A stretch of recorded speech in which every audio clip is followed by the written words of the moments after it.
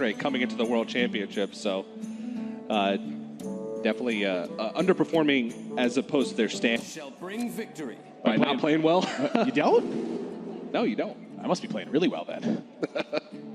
Well, we'll get things underway with JasonZhou starting off with Rogue and Kolento with this Highlander Priest and Prince Keleseth in the opening hand. It's not a bad one to start with. It's one of the most important cards in the matchups where your opponent's trying to control what you do rather than trying to wipe you out before you're able to stabilize the position. And Rogue's not a deck that wants to play defense.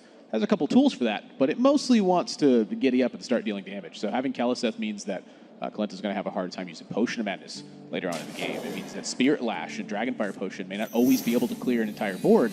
And those effects are quite important when this matchup is really about Jason pushing the damage onto Kolento and putting him to the test as quickly as possible. Yeah. And if what we've seen today holds true, then JasonZhou is probably about to draw patches. At least now it's a 2-2 since he got to play Keleseth beforehand, but great start for JasonZhou right off the bat. And, you know, we've gone back and forth talking about this matchup specifically. And one thing that I wasn't pleased with was the way JasonZhou played this matchup in his first match against Muzzy. Yeah. He was making a lot of questionable trades, and at the end of the day, he was 4 damage short from being able to kill him.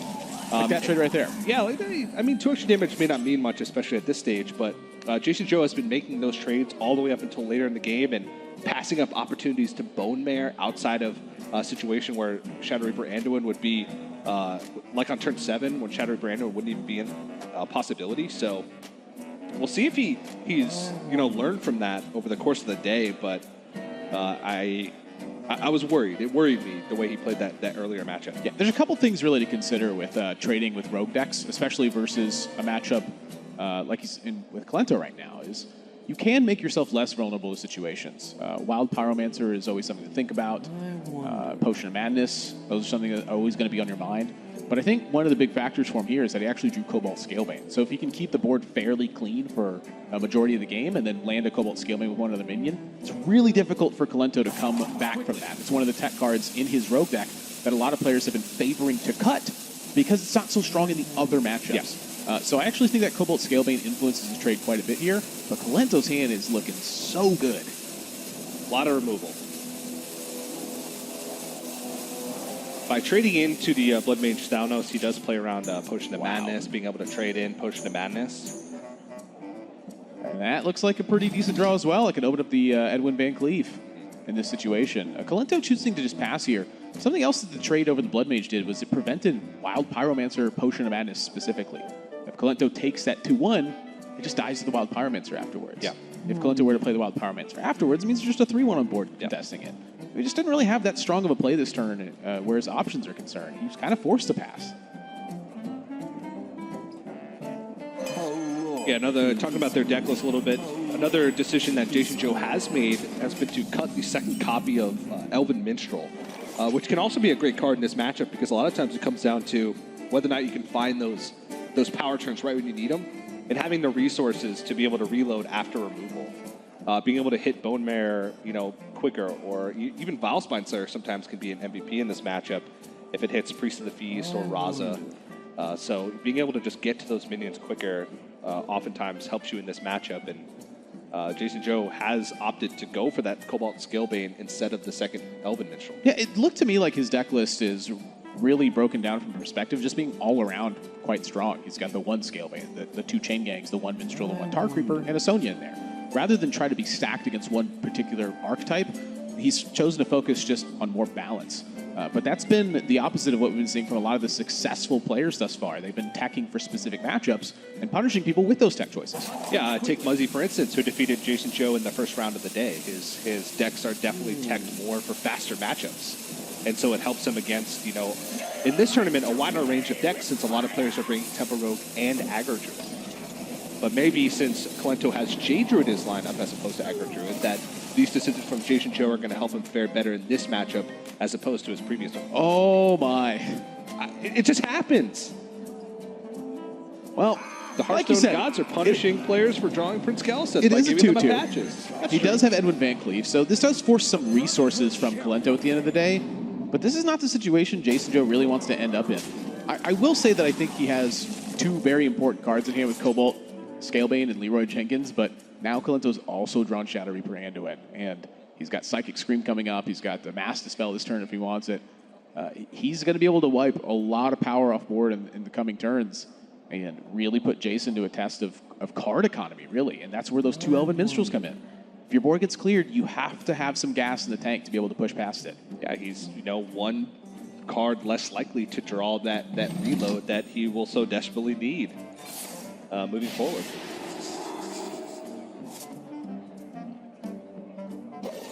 That coin is going to be very vital, I think, to Kolento's success this game. Not one he wants to waste. Ooh, a Shadow Step, though. If JasonZhou can get in some damage in a few turns, he will be able to have that 12 damage burst from hand with Leroy, Shadow Step Leroy. So that can often catch priests off guard in situations, since a lot of times they're stabilizing at relatively low health and then using Shadow Reaper Anduin to cement themselves in the game. Well, there was really one card that Priest got from Kobolds and Catacombs that helped the deck out. And right now it's Psychic Scream, right in the center of Kolento's hand. And that is quite an important card against Scalebane, because the previous way to wipe the board was with Dragonfire Potion. Yeah. Since it's a dragon, you can't hit it with that card. Must consider. Yeah, and right now, JasonZhou's going into turn 7. He's been holding on to a card, which is Leroy Jenkins, that has been in his hand just since the very beginning. Yeah, right now turn 2. That card to Kolento looks like it's Bone Mare. It's Bone Mare, exactly. Yeah. If it was Shadow Step, it likely would have been used with the Keleseth.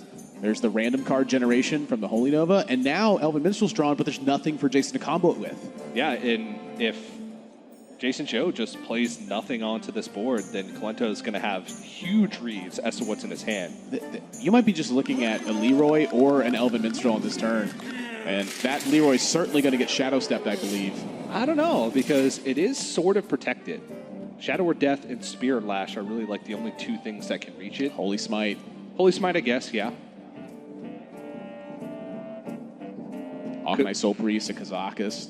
Akanai Soul Priest would just answer right away. Kazakus with a 1-mana potion. I guess there's a lot of ways. Yeah, that's the thing. Curious Glimmerroot into Backstab or an SI7 agent. The Highlander Priest decks are all one-ofs, but they have a lot of redundancy. That's what lets the deck work, because a lot of its cards serve the same purpose. They're just to provide similar styles of effects that in some situations work out very well, but in some situations you may be a little bit pressed to find the right combination. But either way, Kolento is under pressure here, but the Priest of the Feast, Power Word Shield, Binding Heal, he's got plenty of ways to heal up, and I think it's a matter of time before Jason just runs out of gas. Yeah, I mean, he does have that max burst of 9 damage with Leroy Holy Nova plus the dagger hit. In a world of, what did we see earlier? 50 damage in a single turn. Oh gosh, Samuel Sal. From Samuel Sal. 9 damage for 8 mana does not seem like a lot. Now when you can deal 50 for 10, I mean. I wonder. Back in the day, 9 damage, you had to have 2 Chillwind Yetis stick on the board and then a hero power. That was your 9 damage burst. Sometimes I feel like you're older than I am.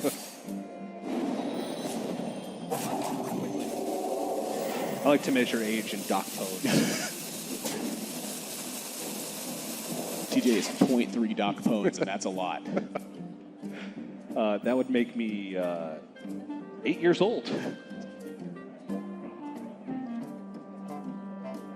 Jason struggling to find something reasonable here. I mean, it looks to me like the way out of this game is it's just not here. The Priest of the Feast is so much pressure for Jason to deal with that I'm curious if he feels like he needs to, if he picks up South City Deckhand, for instance, that he needs to actually kill the Priest of the Feast instead of trying to kill Kolento.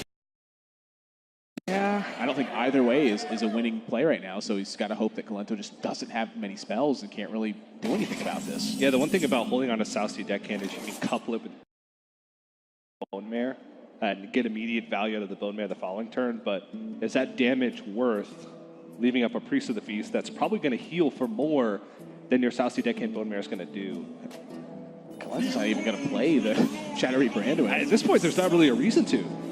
He can just heal up a bunch and then play Shadow Reaper Anduin after he's expended all those heal spells. Mind Blast from the Lyra. Yep, Lyra generating all these resources too. This is really, I think, where Kolento is comfortable, is when he can play these control games where it's about partitioning resources and making the most of the situation. When he's in that scenario, He's absolutely one of the best in the world. And this game, he has plenty of time to keep waiting. Inner fire drawn as well. He might even have lethal next turn. Quickly. There's another Mind Blast. That is a lot of damage.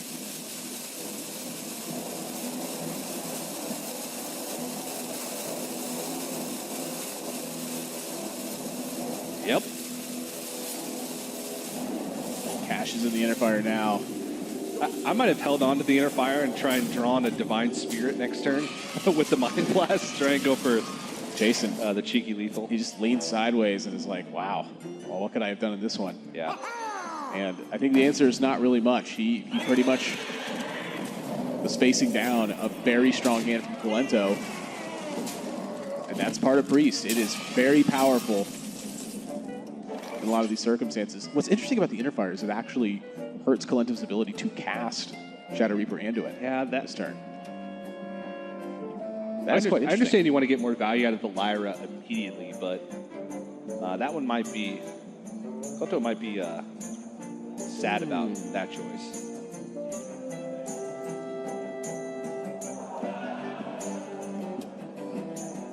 See him kind of shifting his chair, I think.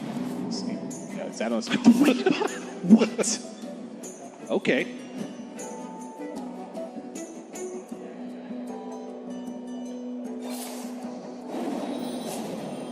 Ah, yes, another novice engineer.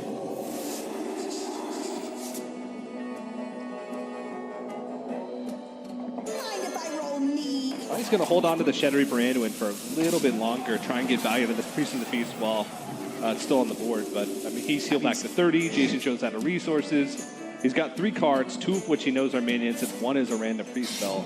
Kolento is pretty much smooth sailing from here. Ouch.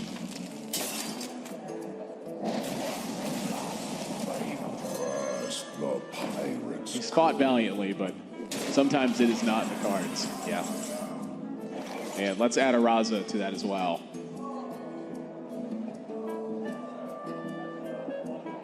Like, can he just Velen Mind Blast and then just untap and play 2 more Mind Blasts? How does Jason heal? It would have to be from a random card effect, right? He's got like 8 ways to win the game. Shadow Reaper Anduin, I suppose, this is the safest, but all of those things would have got the job done. He probably could have just triple Mind Blasted that turn, and then just followed it up with Shadow Reaper Anduin, and then done whatever he wanted.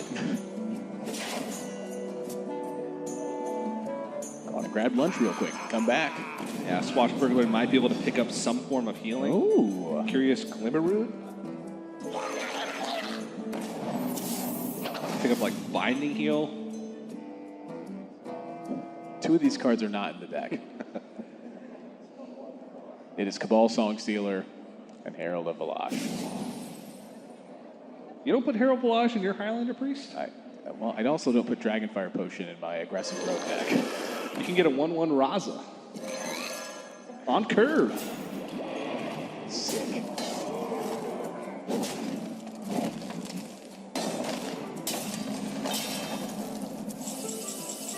But that will do it.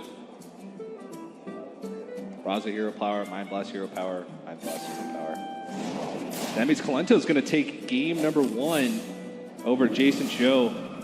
And again, JasonZhou cannot find a win in this specific matchup. Temple Rogue versus the Highlander Priest. It's a matchup that he's lost twice now, just today. This matchup, he certainly fell victim to just the suite of early game potential that Kolento had. Wild Pyromancer was a big one. You know, the turn I look at was turn 4 with the Sarnak Chain Gang. Could Edwin Van Cleef have come down to that spot instead of JasonZhou? When he's feeling good, you can see it in his posture, you can see it in his face, but right now, that is a contemplative throng in the Rogue versus Priest matchups. Yeah, if we think back to the Spring Championship where JasonZhou competed, he also competed in Summer, but look back to Spring, he took a big risk strategy that was to counter control, but he got in a group with all aggro. Yeah. So he made sort of a lineup decision. But coming into this one, JasonZhou was pretty confident in his lineup. He came to the same conclusion that a lot of players did and brought that most popular lineup with Aggro Druid, Control Warlock, Highlander Priest, and Tempo Rogue. But right now, it just seems like it's not working out for him. The tech advantages of the players that he's playing against have gotten the best of him. I feel like this is a little bit closer for him, but losing that first matchup against Highlander Priest is going to hurt. Well, the other thing to consider, too, is that if your opponents have brought tech specifically for aggressive matchups, that can also be a big hurt to your win rate.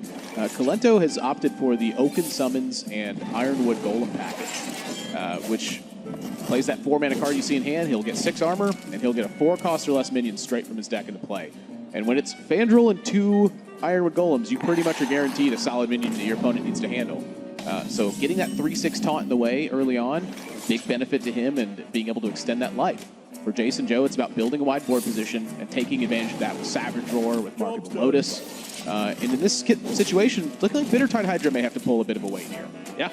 Bittertide Hydra, a very scary card for Jade Druids because going wide with Spreading Plague doesn't necessarily hurt it, but Kolento does have a lot of tools to fight back. The one thing to notice, he did toss away Jade Blossom in his opening hand. He had that as an option for the mulligan, decided to pitch it because he realized that it's not necessarily about ramp, it's about finding the early tools and the early removal. He's got double Wrath, double Lesser Jasper Spellstone, and of course the Oaken Summons are huge tools early on to deal with aggressive decks. There you see one of the hedges in JasonZhou's tech. Rather than 2 Galactic Crawlers, he's got 2 Hungry Crab, or he's got a Hungry Crab and 1 Galactic Crawler. That is a fairly dead card in the matchup, and this is the first test for JasonZhou. I am quite interested in Kolento mulliganing away Jade Blossom. I think a lot of it has to do with, since one of his large power hits is at turn 4 with Oaken Summons, that it's serving a similar purpose to the way that Ramps and Jades do. Give you extra access to cards, and also extra access to minions that scale up the curve. No Jade Spirits in the deck means that Jade Blossom isn't as important, though. So I quite like the choice from him to mulligan that.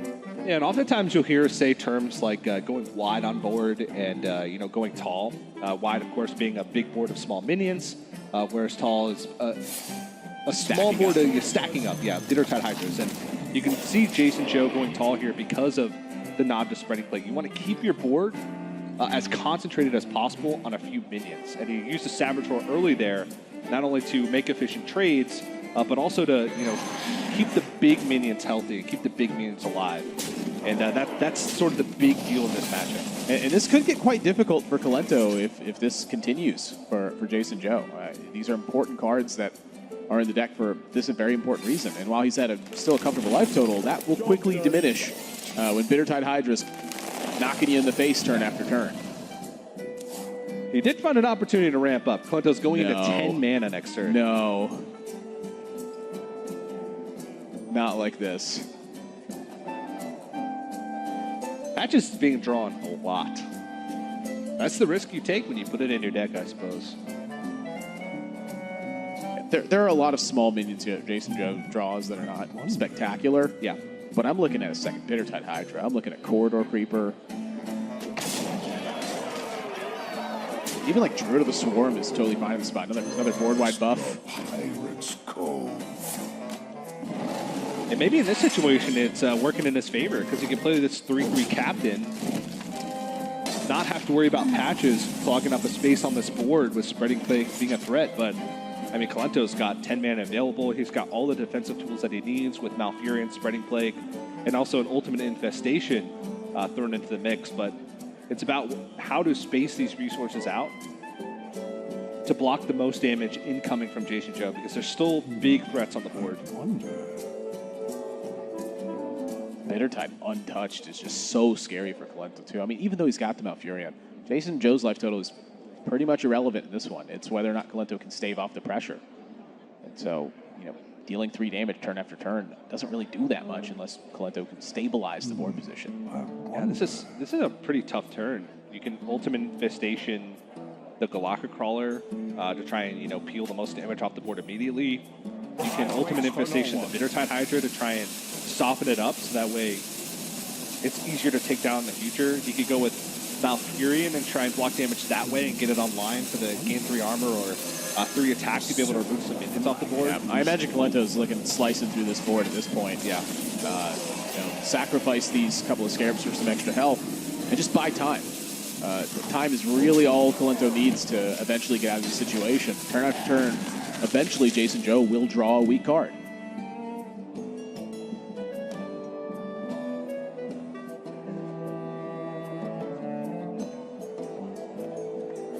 JasonZhou looks at this and he goes, I can add a lot of pressure to board, but again, Spreading Plague is going to be on his mind. Yeah. Is there a way for him to get around that card?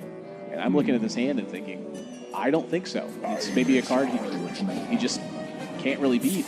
Well, Chalks it up. He can jam 10 damage in with the Bittertide Hydra here. And that's what he's going to opt to do with the Savage Roar. I think JasonZhou realizes that he may not have an opportunity to push damage through a Savage Roar, and he's got to find it while he can. So now he's put Kolento to the test. Do you have removal and Spreading Plague? And the answer to that is yes. Kolento has removal and Spreading Plague. The fact of the matter, though, is that the Bittertide Hydra is still alive. So there is a little bit of push here left, but JasonZhou wants to force that Spreading Plague and then use the rest of his minions afterwards. If he uses them all before, he will not be able to break through all the taunts that Kolento might. But Spreading Plague, now that Savage Roar is gone, is going to be pretty devastating. Because a lot of these Druid minions, outside of being buffed by Power of the Wilds and Mark the Lotus, none of them are going to be able to kill one of these Spreading Plague tokens in one hit. So Spreading Plague would buy a lot of time. So it's still a rough scenario now that both Savage Roars are gone. And Kolento's still thinking about the fact that JasonZhou hasn't showed a living mana yet. He really wants to save this Spreading Plague until he sees a wide board position from JasonZhou, and it looks like he's going to do everything he can to buy that time, and he might have it here. This sets up the ultimate infestation next turn, and if JasonZhou launches a wide board position, then Spreading Plague can defend him through that. Yeah, beautiful setup from Kolento. And of course, you know, this tournament being open deckless, Kolento knows that there's no way that this Bittertide Hydra is getting through for another hit. There's no way that he can die from this Bittertide Hydra. So smart heads-up play, being patient with the resource that is Spreading Plague being so valuable against this matchup. Not jumping the gun and playing it early because he's scared of his life total. He feels like he's safe at 7 and can hold it for another turn or two. Jason realizes there is no give left. I have to move in and hope that this works. But again, though, 2 Savage Roars used already. These minions are far less threatening when that's the case. Yeah. And with an empty hand and only 1 card drawn per turn, JasonZhou's not really going to have an opportunity to buff these minions enough in order to push that Spreading Plague before Kolento is able to stabilize.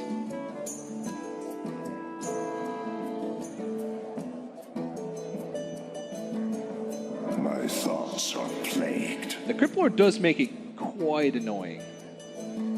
I'd say so. And maybe you even...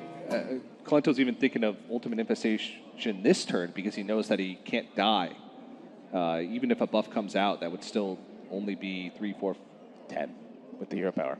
Yeah, and he'd be at 11. So it would be close, Now, but... he could die to Mark of Yashiraj into a That's buff. true, that's true. And I think that might be a risk he's trying to look at calculating right now. Is it worth it to try to build a better board position or a better hand to take advantage of? Or is it better to take the safe route? And frankly, I think it's better to take the safe route because he's got so many resources in hand that if he just buys enough time, he will get there. Yeah. And so he gives up a lot of his Spreading Plague value here, but he gets some development. He gets to hit through next turn with Ultimate Infestation. Yeah, I think the only way that he would think about playing Ultimate Infestation there over Spreading Plague was if he thought there would never be another opportunity to play Ultimate Infestation. If he thought the next turn would be even riskier to play it. Yeah. But there was a buff drawn. It wouldn't have been enough, but still, there was some possibilities that JasonZhou could kill him, and at this point, Kolento doesn't want to take those types of risks.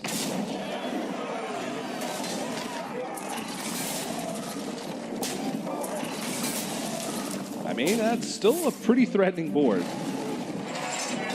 That Crypt Lord... This is still quite threatening. Yeah. I mean, JasonZhou did need to draw a buff to really get through some leverage this game. So if he Ultimate Infestations and goes up to 11 on the Bittertide Hydra, would there be potential lethal outs for JasonZhou? Again, it's a Mark of Yashiraj nonsense. It would have to be multiple Mark of Yashiraj, I think, which he does not have. Because even with Mark of Yashiraj into a buff, he would still only have 9 damage, I believe. Because he'd have to push through the Enchanted Raven. And and then have 9, 10 plus with the hero power, so it still wouldn't have been enough. Archaeoshroud's hero power is 10 again. Yeah. So it would have to be double.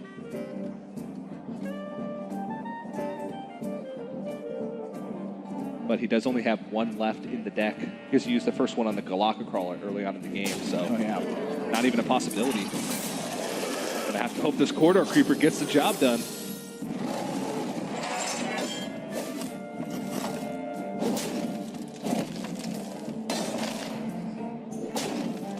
Kolento's just close to actually killing Jason at this point, too. He's taking a lot of damage from just hitting stuff over and over again. Another spreading play gets drawn, and I think that's the nail in the coffin. Kolento's got a full grip. He's got so much life to work with the branching paths in his hand. That's 12 extra armor he can get. I think Jason's done for in this game as well. A tangled web. Sort of continuing the trend of Aggro Druid underperforming so far into day one of the tournament. Now, we've had a pretty small sample size, but maybe this is foreshadowing things to come. Maybe players that brought J Druid made the better read of the tournament. It was pretty split, but I think Aggro Druid did have the edge at the end of the day. And you can see JasonZhou, he kind of just knows. It's like, yep. With 9 cards left in the deck for Kolento, it was reasonably likely that he were to draw that second spreading plague. JasonZhou concedes the game. And Kolento is 2-0 in this match. An elimination match between these two. And again, JasonZhou came into this one. He said he felt confident. He felt comfortable. But Kolento said the exact... He's one of the most popular players of all time. That's true. When it comes to tournament play, he might be the most popular player. In China, for the Spring Championship, the crowd was cheering louder for him than the local Chinese players. So that should tell you something.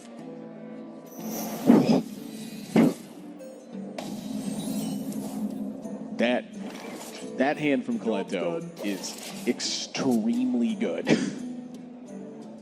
It may not seem like it. Months ago, if you had told me that a hand with 2 7-drops in it was extremely good, well, I would have slapped you right across the face at it. Are they 7-drops?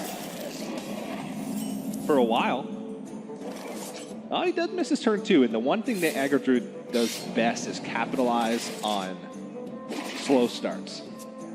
Because at a certain point, you can't do everything. You can't remove and develop. Now here's the thing. Tara Creeper is a hell of a card. It is 3 mana and it provides 3/5 defense versus this. JasonZhou's Power of the Wild is not going to get him out of the situation with most of his minions alive. Savage Roar will. It will, but look at what happened last game. You used Savage Roar, you got to wide board positions, and then couldn't take advantage of them. I think you do definitely Savage Roar here.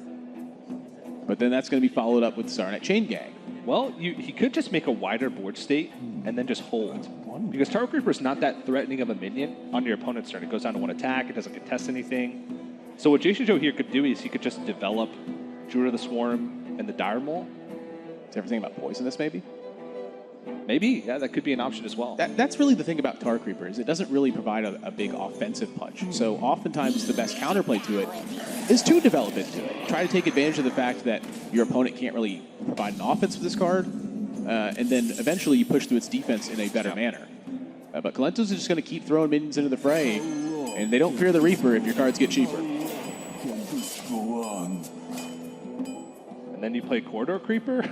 Was that where I was supposed to go? And second Power of the Wild makes this board incredibly powerful as well.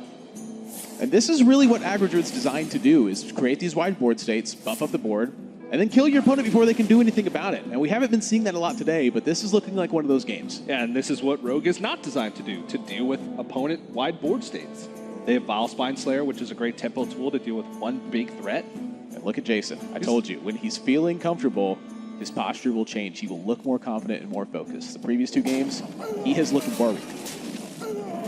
This game, not so much. And rightfully so. He is setting up lethal on Kolento next turn. I think even through Serenite Chain Gang, it's lethal damage plus some. He's got 22 damage, 23 damage, excuse me, through a Serenite Chain Gang. So the hand was quite good from Kolento, but the hand from JasonZhou was also quite good. He has even more than that because he can use his hero power to kill off one of the Serenade Chain Gangs. So he's got 25. You're right. And those corridor creepers, not a good hand if there's not really any board to fight early on.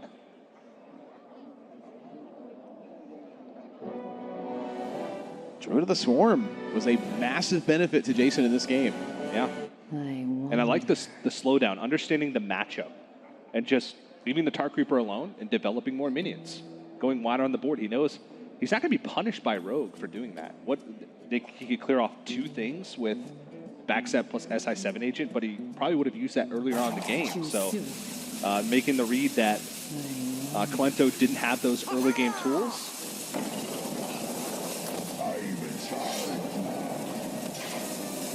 Kolento's just got to hope this is enough. Well, here they come. But it's not enough. JasonZhou, we're going to game 4.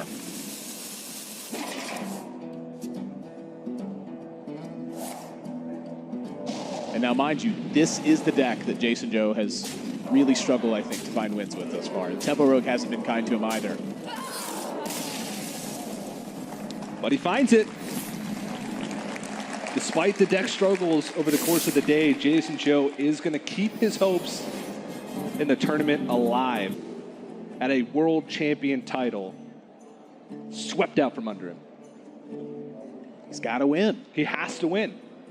And China has struggled all year long in HCT. JasonZhou and Omega Zero are the last 2 hopes for China to bring home a big title this year. I heard Jason say that he thinks Omega Zero is the best player in China, but JasonZhou's pretty gosh darn good. Yeah. That's a good opening hand. Kolento's got the same. And we've got ourselves a good old-fashioned slugfest here. A lot of what JasonZhou's going to have to do is wipe out pretty much everything Kolento plays. Yeah. If he can't do that, this is going to be a pretty disastrous game. But from his perspective, he's been seeing his Tempo Rogue lose to this matchup over and over again. I imagine he's got to feel comfortable right now. Yeah, but Kolento's is slightly different, and I kind of like Kolento's version better, if only for the double Elven Minstrel. Resources in this matchup are so crucial because you need to be able to present threats while still playing around the very suite of removals that Priest has.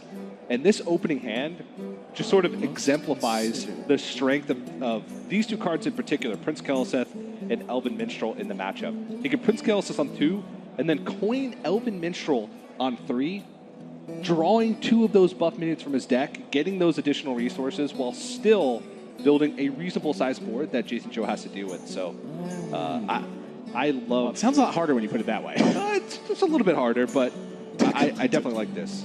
Is he just grabbing the Keleseth right now? He's getting bored with Jason. He's just mousing over. What does this card do? Oh, wow, that's good. All my cards? Yeah, that's the one to play, and the job just got harder for JasonZhou. You heard me say it earlier, it's the fact that now a lot of Kolento's minions survive those utility tools that JasonZhou has in the matchup. Sometimes with the Spirit Lash or with Dragonfire Potion. Not every minion from Kolento will always die in those circumstances. Yeah. And you know that the biggest thing about Prince Keleseth, not only does it make the removal awkward, but it also makes it so that minions that didn't otherwise prompt removal, all of a sudden prompt removal. And I think Serenade Chain Gang is one of the biggest, culprits of that.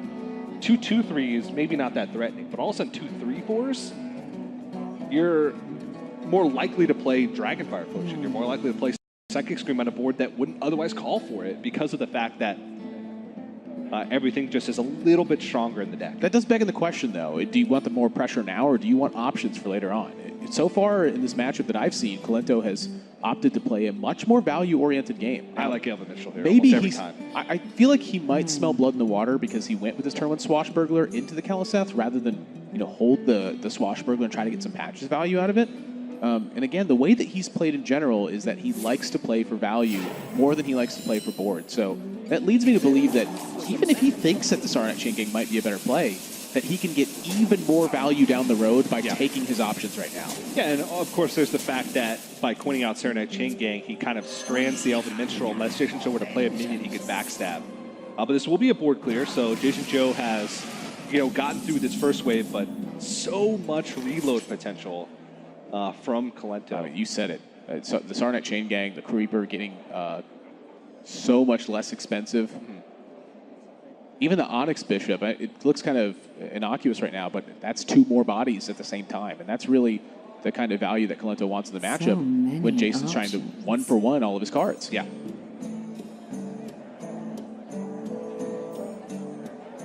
And now it gets to the point where when you're the Temper Rogue, you just start building big stuff and hitting them in the face. Yeah. Look, 2 Bone Mares is a lot of big stuff. And Keleseth makes the stuff even bigger. And those Bone Mares are kind of what I'm talking about with Dragonfire Potion. Suddenly it just leaves around 2 6-1s on the board if that's JasonZhou's main clear option. Yeah. We've seen players a lot of times, even just today, when they play Temper Rogue, play too much around removal. They start trading, making weird trades with minions, but the way you win with this deck a lot of the times is just to ask the questions and force the Highlander Priest to have the answers. I am a little bit surprised that Kolento didn't opt for the SI7 agent and the Corridor Creeper here. That would have been 10 power on board plus 2 damage. And he opted for 6 power instead.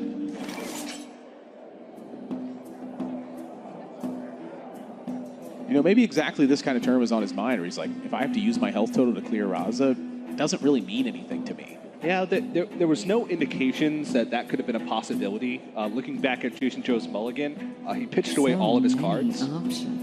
So it's not like, Kolento could have had the read that Raza was in the opening hand.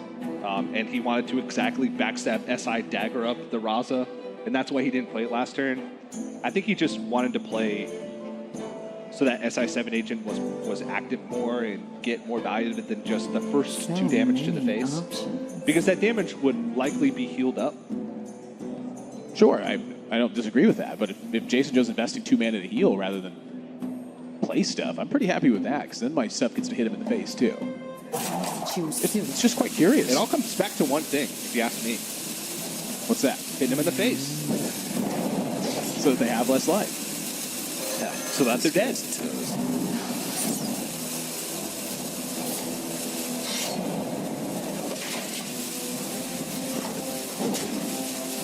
Kolento just plows all of his minions right out there. He says, you have Dragonfire Potion. I'm going to make you have to have it. Yeah, and that's what I was talking about earlier. Sometimes, you make him have it. Well, JasonZhou's, he's got it. Yeah. Well, he didn't, but he's got it. And is that the look on JasonZhou's face? Like, I can't believe I just drew that. Yeah. And he's got second scream to follow it up. He's missing a couple key pieces, but with that much removal in hand, JasonZhou might be in a good spot. Double Shadow Step. And the Onyx Bishop as well. The Onyx Bishop's bringing back 2 minions right now.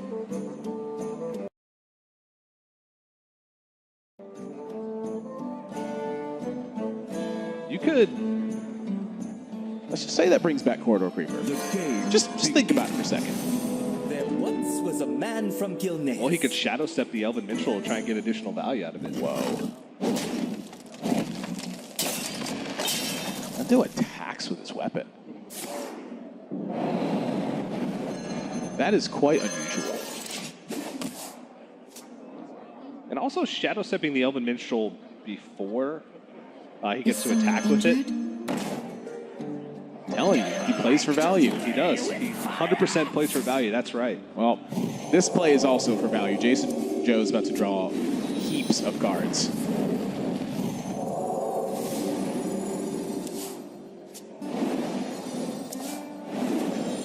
Oh my. And I think Kolento's in a lot of trouble now. That Dragonfire Potion draw was absolutely insane for Jason. Without drawing Dragonfire Potion or the Auchenai Soul Priest for a Circle of Healing turn, I think he was outright dead. Yeah, he would have. There was 14 damage being represented on the board. Kolento's next draw was Shadow Step, so he would have had access to Leroy. He could have Shadow Stepped at that turn, and then Leroy Shadow Stepped the following turn since it would have been 3 mana, and that would have been what, 19 damage. So yeah, he would have been dead. That Dragonfire Potion bailed JasonZhou out of what could have been a rough situation. But this turn he's able to draw a ton of cards. have a presence on the board going into Bone Mare turn, which is huge. And now this is an awkward situation for Kolento because if he uses South Sea Deckhand to combo the Elven Minstrel, that means he can't get immediate value out of Bone Mare next turn with South Sea Deckhand plus Bone Mare. So despite the Kel set and what seemed like a strong start for Kolento, JasonZhou was still able to put a stop to it. Granted, he does have a lot of strengths left in his hand, and JasonZhou has yet to draw Shadow Reaper Anduin, so he could still make a board full of big stuff and land some damage. But That's a lot of answers in Jason's hand. he's got to get through Psychic Scream, and then by the time he's able to build a big enough board, that's 3-4 turns down the line. That's 3-4 draws that JasonZhou gets to draw Shadow Reaper Anduin. Too soon. There once Kolento's was a still man hunting from for ways to fight back.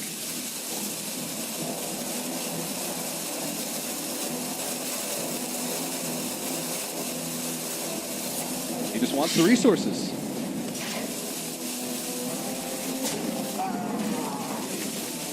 I quite like that trade. That shuts off a lot of the card draw potential that JasonZhou could have because the Wild Pyromancer's dead. It keeps his 3-2 alive as well. If he simply value trades, that Wild Pyromancer could wipe out his entire board in that situation. So, And also, we can see that it would have given draws from the Acolyte of Pain as well. that's right. And of course, this Northshire Cleric can't really run into anything while being damaged. And Circle of Healing's gone, while Pyromancer's gone, Shadow of Pain is gone. So pretty much everything that would answer besides Holy Smite, this Elven Minstrel, is gone. So definitely like that trade. Yeah. A lot of times it looks like it's easy to just pick up the 1-3 there and keep your minion alive on board, but that would have cost Kolento massively had he done that. And something I think that Kolento is actually trying to do with this game plan is he's trying to make Jason just use a lot of his cards so that way his reach with Shadow Reaper Anduin is more limited. Yeah, it's a really tough thing to do because at the end of the day, just Prophet Velen plus Mind Blast a lot of times is enough to get it done at that stage. Yeah. But something to think about though is again, Kolento, he ran into that Dragonfire potion after he kind of pushed all his minions into the middle, and since then, how would he have gotten an assault going? I think this is actually quite a reasonable game plan given the circumstance. South Sea Deckhand plus Bone Mare an option to get in that 6 immediate damage. What? Kolento going to offer another line. There's some pretty high value cards in play for JasonZhou right now. I think Kolento's still got to fight for some cleanup work.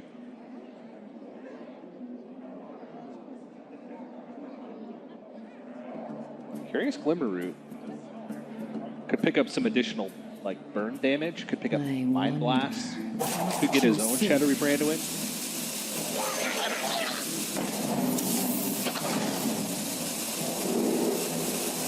Greater Healing Potion is a way to fight back against your opponent if you've exhausted a lot of their resources. Is he going to fatigue him? I don't think he's going to fatigue him, but I do think that he could run him out of stuff and pick up the pieces from there. I think this is a real possibility right now. Yeah, Kolento has played a value game all the way through. Outside of one turn where he went, pretty big on the board and got, slightly punished. I don't even know if you would call it a punish by Dragonfire Potion, since you have to get that removal out eventually. But since then, Shadow Stepping Elven Minstrels, not really playing for the board very much. Trying to draw as much as possible and make awkward boards for JasonZhou. That's been the name of the game. He's been holding on to Bone Mare. That last turn, that's a play that a lot of players would just say, you know what, South Sea Deckhand, Bone Mare, hit you in the face. But again, he's just trying to say, well, maybe I got to slow down a minute. These are the kinds of situations that really make the difference between a good player in Hearthstone and a world-class player, is they recognize these strange deviations they have to take at times. And, sometimes these enormous risks they have to take to try to find that window of opportunity. But it kind of is a race against the clock, because as soon as JasonZhou draws Shadow Reaper Anduin, Kolento is on that clock. That's why it's important for him to be killing as many of JasonZhou's resources as possible. It's just been card draw after card draw for JasonZhou these last few turns now. still holding the Psychic Scream. But he's yet to find Anduin with 7 cards left.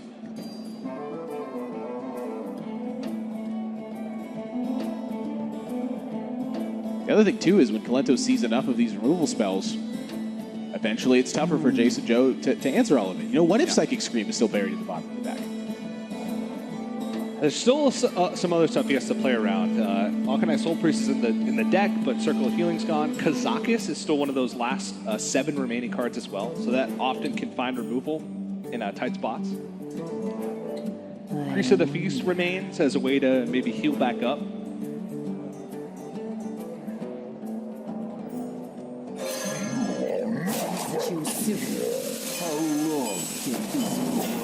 I think that's about as good as it's getting this turn. Yeah. And I can imagine we're not going to see a deviation from the game plan that Kolento has solidified in the last few turns. He's playing for value. This is what he's done his entire career. Yeah. To win tournaments. And Kazamikis picked up.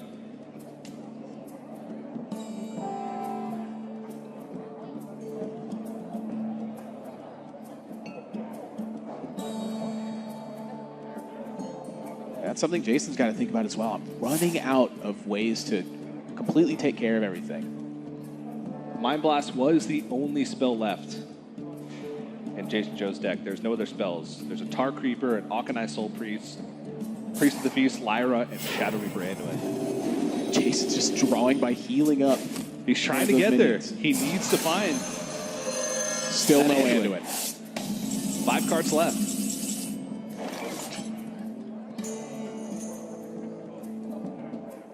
And I think this is the one window of opportunity Kolento has to get something done. Put out some big minions and then hope that the next card is not Shadow Reaper Anduin or one of the cards that he drew the previous turn. I mean, if he can dodge Shadow Reaper Anduin for a couple more turns and stick these Bone Mayors, then he's got some game left, but he is running out of time very quickly. No Anduin. Bottom 4.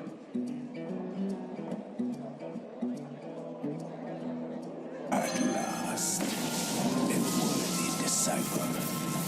That's a lot of damage, though.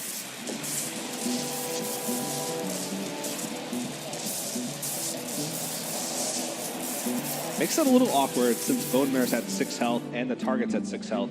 He still has the Silence in his hand. Really, the only target left in the deck is Edwin Van Cleef as that Silence target. But deal 4 damage to all minions, draw 2 cards. He's only got 4 cards left in his deck, so if he just wants to find Anduin and almost guarantee that he's going to get it next turn, unless it's the very last card in his deck. Quickly.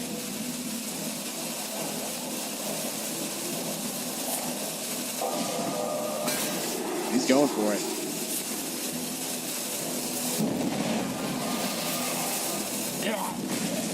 Finds it. I don't think Kolento's going to be able to stave this off. No. There's just not much left in his deck that is going to do much of anything. Just never found the opportunity for pressure. You know, a big one to look at, too, is the exact draw of Dragonfire Potion. Yeah. If JasonZhou had drawn Alkanai Soul Priest, he would have gotten the board cleared, but he wouldn't have had the Circle of Healing to draw as many cards as he did. And that was really the big catalyst to this game position afterwards, was that he got so many card draws afterwards.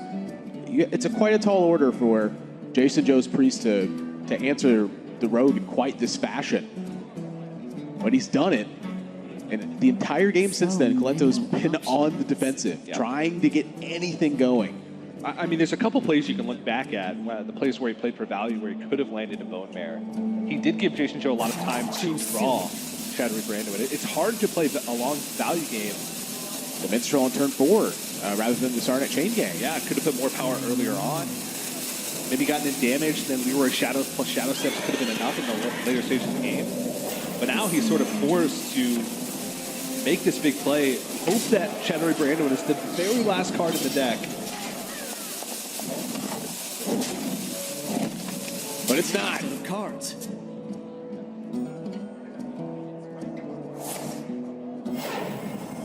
And that should spell the end. for Kolento. I just don't think he has enough gas left to get through this, and JasonZhou's looking at lethal damage just next turn. He's even going to clear off the Doorshire Cleric. He's like, I don't want anything weird to happen. Might as well. There is a random card in his hand. I don't know what it is, and I don't want to find out. And Kolento can do the math. JasonZhou will have every single card at his disposal. And just the Velen plus Mind Blasts and Hero Powers. Well, has a created Mind Blast, I believe. Oh, okay. Yeah. So he doesn't. So he doesn't know 100%. Yeah. And I believe Jason is a little bit off of lethal damage After Greater Healing Potion. immediately. Yeah, he is. I'm out of cards. Well, Kolento did bring him to fatigue. That's quite interesting. Kolento actually doesn't play the Edwin Van Cleef, I believe, to try and play around maybe some of the random generation from JasonZhou or the Shadow Visions. Maybe if he can't play a card or two, he doesn't have quite enough damage to push to get there. That'd be the only reason not to play it. I mean, it's hard for him to hope that he's going to be able to live multiple turns for JasonZhou to take multiple fatigue hits. And I agree kill with him with a that. 7 damage Leroy. That's a pretty bold call. Looking at the remaining cards in Kolento's deck, he doesn't have anything that deals immediate damage besides one copy of SI7 Agent. So his maximum damage in a turn would be 10 from the 7 attack Leroy and SI7 Agent and dagger hit. So JasonZhou at that stage would have to take fatigue damage for 7-8 turns. It'd be a lot.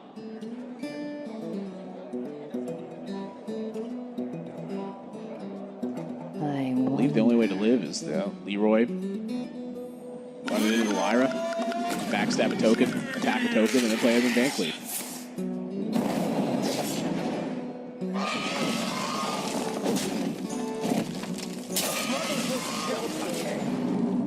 And alive at 1, technically, not really alive.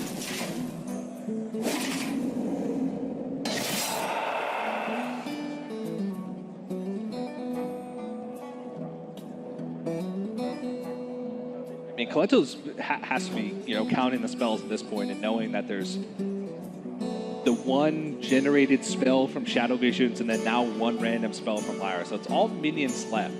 Shadowy thoughts. So maybe Kolento thinks that could be an opportunity, would be fatigue. And if he draws, say, Vilespine Slayer, he would have a way to deal with Velen if JasonZhou were to just plop it on the board. I usually think given hand tracking, you can't quite literally reduce that Shadow Visions card to Mind Blast, because JasonZhou had drawn that later on in the game. It's the last spell in his deck. I suppose, yeah. You can see there's only one option for the Shadow Vision. But either way, it's going to Game 5. JasonZhou chokes out Kolento's resources, and the value game plan was not able to work. And so the Tempo Rogue versus Priest has also been struggling. Players have been to a World Championship before. Oh, yeah. Both players top 8 as well in those respective World Championships with Kolento in 2014 and JasonZhou in 2016. 4 World Championship appearances in this match. Multiple titles throughout this year. Something interesting about Tom, actually, is that right after the release of Kobolds and Catacombs, he eliminated Kolento from the All-Star Invitational in Taiwan. He did. He's waiting in the upper bracket versus Doc Pone. And this is an important match here. A lot of times you look at this matchup and you think about Prince Keleseth's Shadow Step. It's such an important combination. And you think about these super powerful turns, but a lot of what this match really boils down to is things like SI7 Agent, South Sea Captain, Vilespine Slayer. The timing of those tools to offset your opponent's value is so vital in this matchup. And the player who partitions those resources more properly is typically the one that comes out ahead. Yeah, and at the end of the day, using those resources to be the last one standing on the board. Because, it's not called Tempo Rogue for no reason. It's a deck that thrives on being ahead on the board and being ahead in tempo. And a lot of the times, the first player to drop a Bone Mare and make a value trade is the player that wins the game. Because at that point, usually both players have drawn enough cards to where Bone Mare is on both players' minds. And the person who comes out on top going to that turn 7 a lot of times wins the game. But there is swing turns that are possible. Vile Spine Slayer is, the biggest one at that. And Corridor Creeper is another one where you can remove your opponent's board and drop a 5/5. All of a sudden, they're on the back foot when you were the one on the back foot going into that turn. So definitely an intricate matchup with a lot of combat. That's what I like to see in it. Yeah. The Keleseth Shadow Step draws, those happen quite rarely in the grand scheme of things. Yeah. And Jason, there's a stat. Stark contrast of the play here, too. Kolento takes forever on turn 1. JasonZhou immediately passes. Does he give anything away when he plays that fast? As long as you're consistent, I don't think you ever give anything away. JasonZhou usually is a pretty fast player when he doesn't have any options available. Yeah, Spellstone pickup from Kolento as well. 5-mana destroy a random enemy minion. You have to play Death Rattles to upgrade it, so that's not really happening in this game. But it is a 5-mana removal spell in a deck that is quite light on removal. There's no Death Rattles. So many options. Outside of a Swashbuckler pickup into Undercity Huckster. Into Undercity Huckster. Into another Undercity Huckster. Into more Undercity Hucksters. And then all of a sudden that Onyx Spellstone becomes quite powerful. But even just removing one minion is oftentimes what you need in this matchup. And so notice that Kolento has chosen to go wide on board here immediately and try to put Jason to a test. If he doesn't have the backstabs, the SI7 agents, the South Sea Captains, this pressure adds up to a lot of damage over time. And Jason going to even take that a little bit slower. He says, I want the Edwin Van Cleef right now. And rightfully so. That power and health stacked onto one card is very dangerous for Kolento. Yeah, let's say he goes for the other option of South Sea Captain. Yes, he trades over one minion, but then all of a sudden he doesn't have any combo activators for Edwin Van Cleef. So he opts to go for it now and be able to follow that up with South Sea Captain to be able to clean up this board state instead of straining that Edwin in his hand for what could be a long time. And with Captain, with Corridor Creeper and Amazar Knight Chain Gang, I think Jason's got the big advantage. Coin is another factor in this matchup, not only because you have that extra tempo swing, but you also have the extra cards. So when all your cards match up evenly, going second can be that big advantage you need. Yeah, now this Edwin Van Cleef can 2 for 1, 3 for 1. In a lot of stages. And then it becomes that resource battle. If Kolento has to use a lot of resources to deal with Edwin Van Cleef, that means he won't have them for when Corridor Creeper comes in. Choose soon.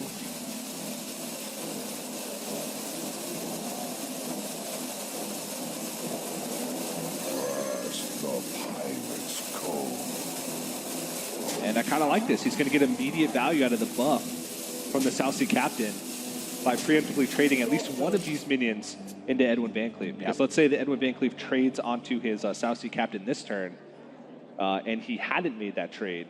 He'd be at 3 health, and he'd have to trade all of his minions in order to get through it, whereas now he can just get it with either one of the minions or a dagger up. Yes, this was a very wise play from Kolento, but this is working out to be awfully troublesome in the coming turns. Ooh.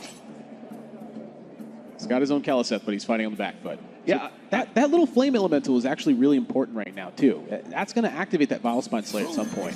So the next 2 turns, Kolento actually has a bunch of ways to start fighting for and removing this board position. The Captain's going to be threatened immediately by this Keleseth, so I'm curious if Jason finds the Star Knight Chain Gang here to go with it. Fits the curve naturally, so I imagine so. He protects right there. Suddenly that random destruction on the Spellstone is not quite as appealing, and that is not the time to draw Corridor Creeper. No. I think the Keleseth last turn was a reasonable draw because otherwise he wouldn't have anything to play. It fit well with just play a 2-mana minion, dagger up with the additional 2 mana. But he is still way behind in tempo. And JasonZhou is the one calling all the shots so far. This is where I think JasonZhou is going to try to turn that corner. When your opponent doesn't kill one of your minions, that is typically the turn to get aggressive. However, Sonya is a card that can drastically change those game plans. Whenever one of your other minions dies, you get a 1/1 copy for 1 mana of that same minion into your hand. And with this many Star Knight Chain Gangs being able to block those board states, I can see JasonZhou finding some trades here. Yeah, they summon copies of themselves, so it does summon just a 1/1 copy, but 2 1/1s with taunts. Actually, that's infinite value. It is.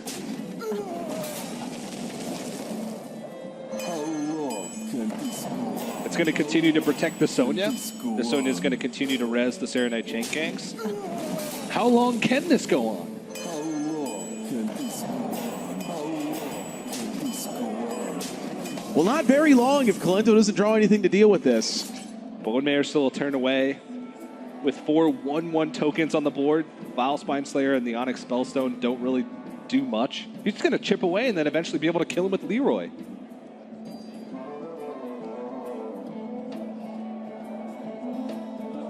I wonder. Sonya is so powerful in the right circumstance.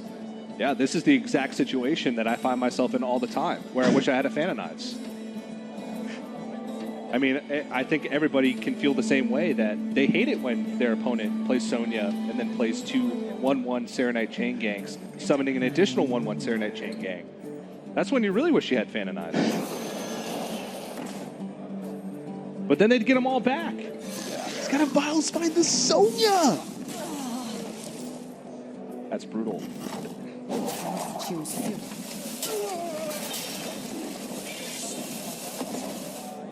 $17 points of damage available for JasonZhou, so he's a little bit off. Doesn't have a dagger, so can't get the charge damage in with Southsea Deckhand. He's got a massive lead in this game, though. Again, he is free to continue being very aggressive with his damage and just keeping Kolento on that back foot, saying, do you have a way to check this? So But this is the many one options. turn for him to really put a lot of thought into. Is Bone Mare too much for me to come back from? Yeah.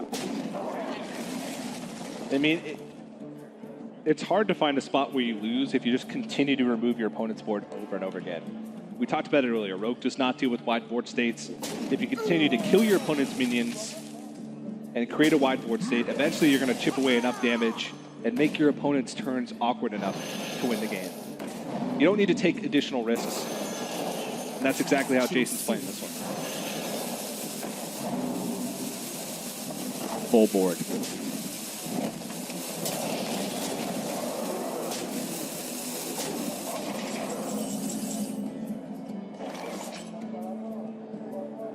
Corridor Creeper plus Bone Mare. That would absorb 9.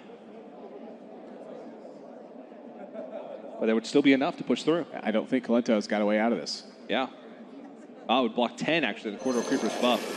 But I believe that JasonZhou still has 12 damage behind that, even after buffing this Corridor Creeper up.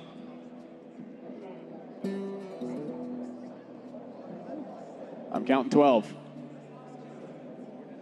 This is the time that JasonZhou is going to double check it, triple check it, quadruple check it.